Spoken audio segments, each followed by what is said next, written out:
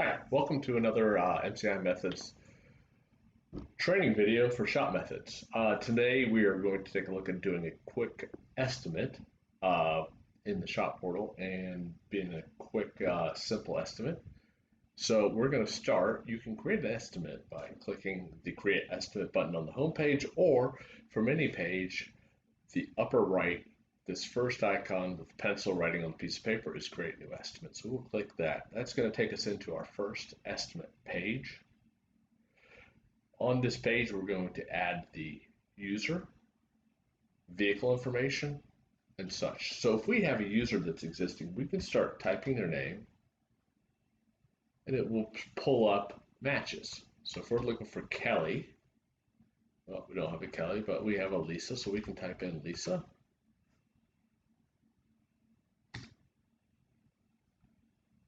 There we go. Now the search there will search on phonetics too, so it's not just strictly alphabetical. So that once you pull that customer in and you tab away, the system will automatically go and pull up any existing vehicles for that customer. So you want to make sure you don't couple things when you're creating an estimate. One, you don't recreate an existing customer. So you always want to make sure that the customer you search for them if you don't know if they exist or not before you go and add them. Second thing is you want to go ahead and look and make sure that the vehicle that you're going to be adding, if you're going to add one, doesn't already exist also. Okay. So, well, Lisa is not the customer we want. So we're going to go ahead and this icon to the far right, the person with a little plus, we can add a new customer. So let's go ahead and do that. We're going to add Sandra Ross.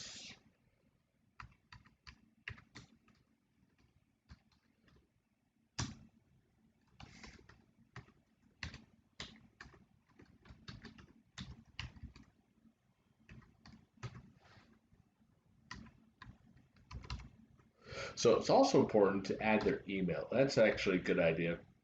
And then their cell phone number. The reason the email and the cell phone numbers are important, it allows the system to send text messages via the phone, the cell phone, and documents via the email. So we're going to go ahead and add this customer. So in our system, we're connected to a QuickBooks system. You can tell that by the green QB button over in the upper right over here. If you have QuickBooks, what it's going to be doing here is it's going to be sending this customer over to QuickBooks so you don't have to re-add them, okay? So Sandra Ross, she does not have any vehicles. So there's two ways to add a vehicle. You can add vehicle by the VIN and the plate, okay? You can also add one manually. We highly suggest that you add it by the VIN number or the plate number. You can put the mileage in there. If you use a unit or any kind of auxiliary numbers, a color, any kind of notes you want to add, so you can go in there and look that up by the VIN number. So plate's easier if you got plate. If you don't, VIN works. What this does is when you add it by VIN or plate, it's going to go out to several different providers and look up extra technical information on the vehicle. It's going to pull up Carfax on it, so we can click on that. And that's going to show us some information about Carfax, any kind of recalls outstanding, information about the vehicle when it was last serviced. So this one didn't find it, and it might be because we chose to do a Mercedes-Benz Sprinter van, not a newer regular car. It's also a 2019, so it's kind of new. So we're going to just go return back to the estimate. Okay. So we've got our mileage, we've got our Carfax. We looked at it, wasn't really there. We put a VIN number in there. If we have a tag, you can put that in there. It's not necessary. The next thing that is necessary, we've got to assign a manager and a technician. These can be changed later, but you need to put those in. Priority, it's going to default to medium, but you can put urgent, low, or medium. So if you need to put a, so the next thing is going to be standard job. So if you have a standard job, you can add it at this point. We're going to skip this, so that's going to be in a different video. PO number, do you have a PO number that goes with this estimate and job? We can put that in there. Then we're going to give it a name. We're just going to call this a base oil change. Then that's it for the header, okay? So what we do now is we're going to go ahead and create that estimate, and what's going to come up is our actual estimating page. This is just the creation of the estimate header. On the estimate page, we're going to be able to add vehicle issues, the labor, the parts, any kind of fees. So we see again our header up here at the top, but then we also see down here we have a base oil change, and that's what we initially started. So we can come down here. There's three sections here. We got labor, parts, and fees, sort of orange, blue, green. Each one has a series of buttons. On labor, you have three. This first one with the plus sign, you click that. That is going to add the base labor for this customer. You can put it at 1.25 and say that. Okay. If the customer does not have a base labor, it'll put in the base labor rate for your shop. And that's something we collect when we do our data gathering to set you up. The other one here is this magnifying glass allows you to search for an existing labor code. So we went out there and searched. So if we've got, let's say we can just replace spark plugs. Okay. And there's lots of different strategies on how you set up labor codes. We suggest that you set up as few as possible, honestly. And if you needed to, you could create a brand new labor code, and you can even push that over to QuickBooks Online if you're using that. We're going to cancel out of that. So we've got our two labor codes. So one nice thing here is if you need to make a change oil, use mobile 1. Okay, you can change, so that saves automatically. So we can just say 2.5 hours. That will update the system automatically. Replace spark plugs. And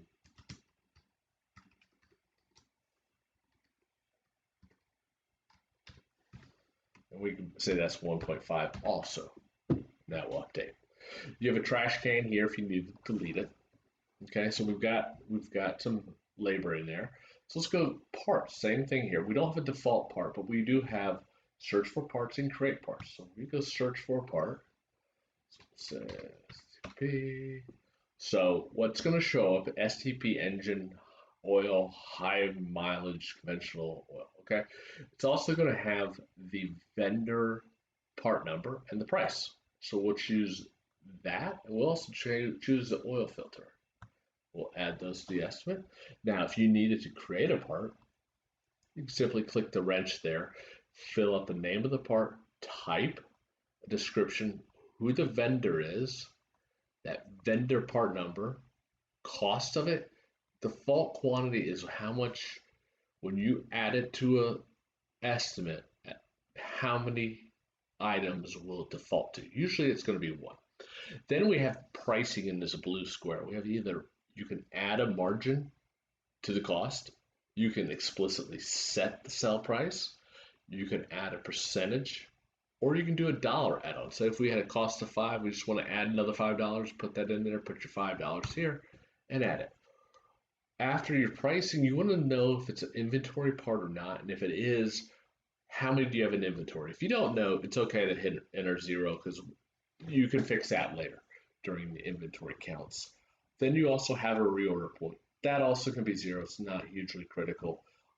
But note that those items will go over to QuickBooks if you select and say this is a QuickBooks Online part. That part will be taken over to QuickBooks. So you might want to make sure you know what these numbers are. It'll help you out going forward.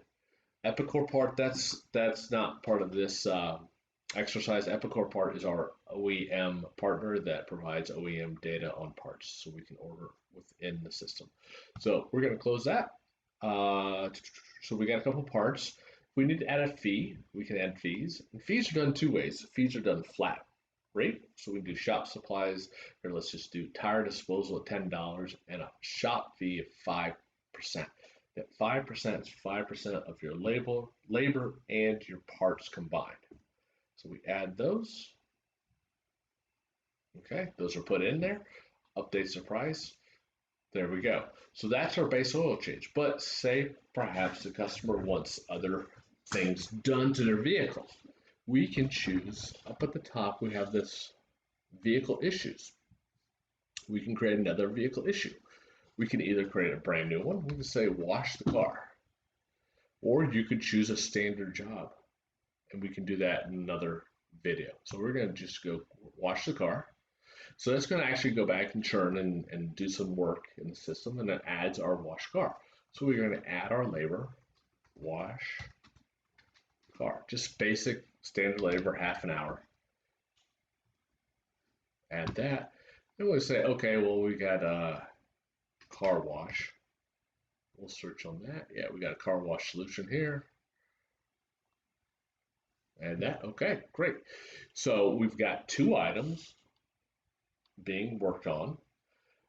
Finally, what we might want to do is we might have some estimate notes.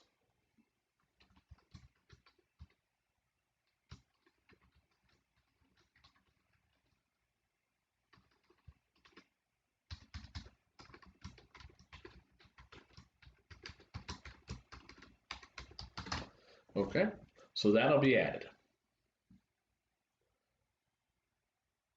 So that's adding that estimate note, and that's going to be visible to both the customer and the customer portal if you're using that, and to the technicians who are going to be working on the vehicle. You can always edit that or change it. So also we can select images. So if we have some images we want to look up and or attach or picture, we can do that. So we can pull, so this one, that one, and maybe that one. Just add those. They're going to upload those. It takes a second. Once they turn green, then they start saving it, and it takes a second for the system to refresh. Once you see the thumbnails, you know you're done. So you can click on a thumbnail and see a full-size picture. Now note, customers can see these also, okay? So be wary of that. And there is a place in the other estimate page you can, if you need to, hide an image from a customer. And of course, you can always delete one if you need to. So we've got our estimate there. Some other things we can do, we can send a text message to the customer. Text message from the estimate, send that off. We can also send the estimate as an email. That will go there. We can also print it, view it as a form. So we click this little printer. So what it's doing right now is that's actually rendering this estimate as a PDF. And this PDF is customizable and you can print it or save it off. Okay. So what we're also can do is, so once we've got our estimate put together, we can approve it and create a job. So there's a couple ways of doing this. If you click on the header, create job, set status, you can say customer approval. The idea here is that a customer actually called you up and said, or you talked to the customer saying, hey, this is what we're doing. We're doing a base oil change and washing your car. It's going to cost $328.20. Do you approve? Yes, I do. And you can click that and that will approve this and create the job. Or if you just do shop approvals, you have already have pre-approval from the customer, you can just shop approve it. Those both will approve the estimate and send it into a job status where you actually, the technician will then get notified and they do the work. Submit to the customer. This is where if you want to submit your estimates to a customer where they get a text message on their phone and they can review the estimate in the customer portal, you would utilize this yellow button. Or if you know that they don't want to do the estimate, they talked about it and they said, we're just going to not do anything, you can do that. Or you can just cancel the whole thing. And finally, some shops, if you want to, this is an option that not all shops take advantage of, you can create the invoice directly from this estimate. This is helpful if you're doing a parts only order where you're not going to be doing any manual labor on the vehicle. So somebody, if you're running a counter and someone comes in to purchase parts for their vehicle, you could just go ahead and put all the parts on the estimate, create an invoice directly from here, or you can just cancel out and do nothing. I'm going to go ahead and do shop approval. So it sits here, it spins for a second, and it's what it's doing is it's creating a job. It's going to be notifying the technician that it's ready to go, and it's we'll get